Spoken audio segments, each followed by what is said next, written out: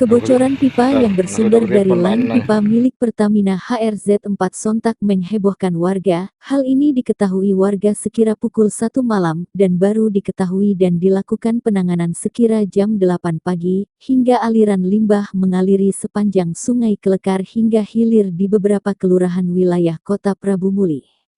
Minggu tanggal 9 Juli tahun 2023.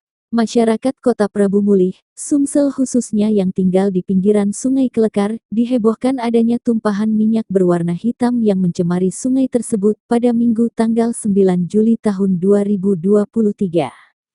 Camat Prabu Mulih Selatan Soekarno yang mendapatkan laporan kemudian langsung ke lokasi untuk mengecek kondisi sungai. Setelah diselidiki, minyak tersebut mencemari sungai karena adanya pipa Pertamina di wilayah Kelurahan Majasari mengalami kebocoran. Head of Komrel dan Cit Zona 4 Tuti Dwi Patmayanti menanggapi kebocoran pipa tersebut mengatakan PT Pertamina EP Field Prabu Mulih sudah langsung melakukan penanganan sigap atas insiden kebocoran hingga mengalir ke Sungai Kelekar tersebut. Terkait penyebab kejadian sedang dilakukan investigasi sembari tim fokus pada penanganan insiden, kami sangat upayakan untuk tertanggulangi dengan cepat.